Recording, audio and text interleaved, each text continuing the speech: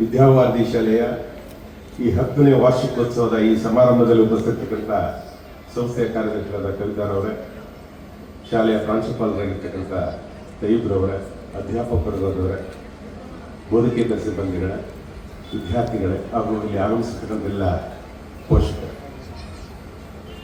ಕಳೆದ 10 ವರ್ಷಗಳಿಂದಲೂ ಕೂಡ ನಾವು ಚಿಕ್ಕನಾಯಕನಹಳ್ಳಿಯ ಈ ದುಗಡೇಳಿ ಭಾಗದಲ್ಲಿ ವಿದ್ಯಾವಾರ್ಧಿ ಶಾಲೆಯನ್ನು ಆರಂಭಿಸಿ ತಮ್ಮೆಲ್ಲರ ಸಹಕಾರದಿಂದ ಒಂದು ಒಳ್ಳೆಯ ವಿದ್ಯಾಭ್ಯಾಸದ ಕೊಡುಗೆಯನ್ನು ಇಲ್ಲಿ ಕೊಡ್ಲಿಕ್ಕೆ ಸಾಧ್ಯ ಆಗಿದೆ. ಇದಕ್ಕೆ ತಾವು ಕೊಟ್ಟಿರ್ತಕ್ಕಂಥ ಅಭೂತಪೂರ್ವವಾದ ಬೆಂಬಲಕ್ಕೆ ನನ್ನ ಸಂಸ್ಥೆ ಪರವಾಗಿ ತಮ್ಮೆಲ್ಲರಿಗೂ ಕೂಡ ಧನ್ಯವಾದಗಳನ್ನ ಅರ್ಪಿಸ್ತೇನೆ.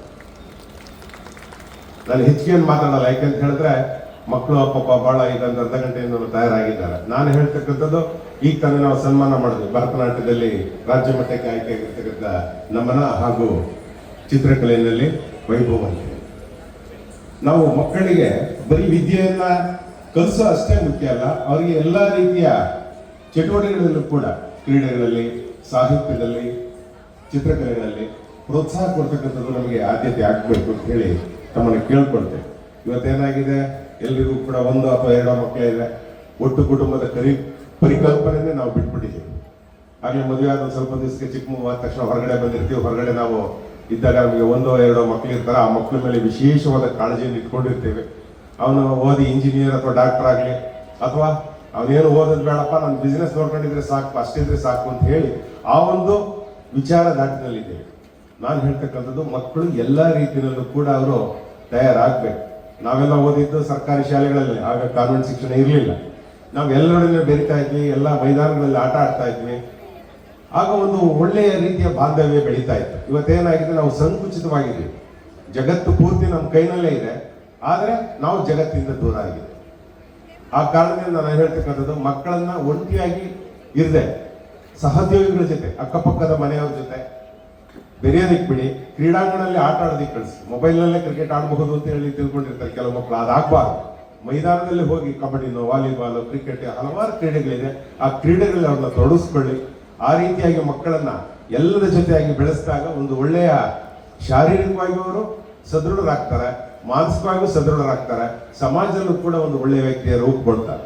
ನಾವು ನಮ್ಮ ಮಕ್ಕಳಿಗೆ ಒಂದು ಸಂಸ್ಕಾರವನ್ನ ಕಲಿಸ್ಬೇಕಂತೇಳಿ ತಮ್ಮಲ್ಲಿ ಕೇಳ್ಕೊಳ್ತೇವೆ. ಇವತ್ತು ಮೊಬೈಲ್ ಯುಗದಲ್ಲಿ ಮಕ್ಕಳಲ್ಲಿ ಬಹಳಷ್ಟು ನಾವು ಟಿವಿನಲ್ಲಿ ನೋಡ್ತಾ ಇರ್ತೀವಿ. 7-8ನೇ ಕ್ಲಾಸ್ ಮಕ್ಕಳ ಅವರ ಸಹೋದ್ಯೋಗಿಗಳನ್ನ ಹತ್ಯೆ ಮಾಡಿರ್ತಕ್ಕಂಥದ್ದು. ಅವ್ರಿಗೆ ಏನಾಗಿದೆ, ಮೊಬೈಲ್ ಗೇಮ್ನಲ್ಲಿ ಅವ್ರು ಯಾವುದೋ ಒಂದು ರೀತಿಯ ಕೆಲವು ಆಪ್ಗಳಿದೆ, ಅದನ್ನ ನೋಡ್ಕೊಂಡಾಗ ಅದರಲ್ಲಿ ಪ್ರಚೋದನೆ ಒಳಗಾಗ್ತಕ್ಕಂಥ ಸ್ಥಿತಿನಲ್ಲಿದ್ದಾರೆ. ದಯಮಾಡಿ ಮಕ್ಕಳನ್ನ ಮೊಬೈಲಿಂದ ದೂರ ಇಡಿ, ಅವರಿಗೆ ಸಂಸ್ಕಾರವನ್ನು ಕಲಿಸಿ. ಗುರು ಹಿರಿಯರಿಗೆ ಗೌರವವನ್ನು ಕೊಡಬೇಕು. ಆ ಗೌರವವನ್ನು ಕೊಡೋದು ಕಲಿಸಿದಾಗ ಅವರಲ್ಲೂ ಕೂಡ ಒಂದು ಒಳ್ಳೆಯ ಭಾವನೆ ಬರುತ್ತೆ. ಬೆಳಿಗ್ಗೆ ಎದ್ದ ತಕ್ಷಣ ನಾವು ಹೇಳೋದು, ಅವರ ನಿತ್ಯ ಕರ್ಮ ಮುಗಿಸಿದ ನಂತರ 10ರಿಂದ 15 ನಿಮಿಷ ಧ್ಯಾನ ಮಾಡಲಿಕ್ಕೆ, ಒಂದು 10ರಿಂದ 15 ನಿಮಿಷ ದೇವರ ಒಂದು ಸ್ತುತಿಗಳನ್ನ ಮಾಡಲಿಕ್ಕೆ. ಅವರು ಭಗವದ್ಗೀತೆನ ಓದಲಿ, ಮಹಾಭಾರತ ಓದಲಿ, ಕುರಾನ್ ಓದಲಿ, ಬೈಬಲ್ ಓದಲಿ. ಅದು ಯಾವ್ದು, ಯಾಕೆಂದ್ರೆ ಕುರಾನ್ ನಾನೇನು ಓದಬಾರ್ದು ಅಂತ ಏನಿಲ್ಲ, ಭಗವದ್ಗೀತೆ ನಾನು ಓದಬಾರ್ದು ಅಂತ ಹೇಳಿ ಎಲ್ಲರೂ ಕೂಡ ಎಲ್ಲರನ್ನ ಅಭ್ಯಾಸ ಮಾಡಬೇಕು. ಆ ರೀತಿಯಾಗಿ ಅವರನ್ನ ನಾವು ಅರ್ಧ ಗಂಟೆಗಳ ಕಾಲ ಅದನ್ನು ತೊಡಗಿಸಿದ್ರೆ ನಿಜಕ್ಕೂ ಕೂಡ ಒಳ್ಳೆಯ ಸಂಸ್ಕಾರವನ್ನು ನಾವು ಕಲಿಸ್ದಾಗುತ್ತೆ. ಅದೇ ರೀತಿ ನಾನು ಹೇಳೋದು, ನಮಗೆ ಆಗದೆ ಇರ್ತಕ್ಕಂಥ ಬಹಳ ಜನ ಇರ್ತಾರೆ. ನಮ್ಮ ಅಣ್ಣ ತಮ್ಮಗಳೇ ಆಗದೆ ಇರ್ಬೋದು, ನಮ್ಮ ಸಂಬಂಧಿಕರಾಗದೇ ಇರ್ಬೋದು, ಅಥವಾ ಅಕ್ಕಪಕ್ಕದಲ್ಲಿ ಇರ್ತಕ್ಕಂಥ ಯಾರ. ಆದರೆ ನಮ್ಮ ಮಕ್ಕಳ ಸಮ್ಮುಖದಲ್ಲಿ ಅವ್ರನ್ನ ನಿಲ್ಲಿಸ್ತಕ್ಕಂಥದ್ದು, ಅವ್ರ ಬಗ್ಗೆ ಅವಹೇಳನಕಾರಿಯಾಗಿ ಮಾತಾಡೋದನ್ನ ದಯಮಾಡಿ ಕೈ ಬಿಡಬೇಕು. ನಾನು ನೋಡ್ತೀನಿ ಎಷ್ಟೋ ಮನೆಗಳಲ್ಲಿ ಮಕ್ಕಳ ಎದುರುಗಡೆನೆ ಅವ್ರ ಟೀಚರ್ಸ್ನ ಬೈಯೋದು, ಅಥವಾ ಅವರ ಅಣ್ಣ ತಮ್ಮಗಳನ್ನ ಬೈಕೊಳ್ಳೋದು, ಅವ್ರು ನಮ್ಮಪ್ಪ ನನಗೆ ಏನು ಮಾಡಲಿಲ್ಲ, ಏನು ನಾನೇ ದುಡ್ದಿದ್ದು ಅಂತ ಹೇಳ್ಕೊಳ್ಳೋದು. ನಿಜ, ನೀವು ದುಡ್ದಿರ್ತೀರಿ, ನೀವು ಮಾಡಿರ್ತೀರಿ, ಎಲ್ಲ ಆಗಿರುತ್ತೆ. ಆದರೆ ಹಿರಿಯರಿಗೆ ಗೌರವ ಕೊಡ್ತಕ್ಕಂಥ ಮನಸ್ಥಿತಿಯಿಂದ ನಾವೇನಾದ್ರು ದೂರ ಆದರೆ ಮಕ್ಕಳಲ್ಲೂ ಅದೇ ಮನಸ್ಥಿತಿ ಬರುತ್ತೆ. ನಾಳೆ ಅವ್ರು ಯಾವ ರೀತಿಯಾಗಿ ಪ್ರತಿಕ್ರಿಯಿಸ್ತಾರೆ ಅನ್ನೋದನ್ನ ನಾವು ಯೋಚನೆ ಮಾಡ್ಬೇಕಾಗ್ತದೆ. ದಯಮಾಡಿ ಮಕ್ಕಳಲ್ಲಿ ಸಂಸ್ಕಾರ ಕಲಿಸೋದಕ್ಕೆ ತಾವೆಲ್ಲರೂ ಕೂಡ ವಿದ್ಯಾಭ್ಯಾಸ ಕಲಿತಾರೆ, ಶಾಲೆಯಲ್ಲಿ ಬರ್ತಾರೆ, ಓದ್ತಾರೆ, ಅವ್ರು ಏನಾಗಬೇಕು ಆಗ್ತಾರೆ.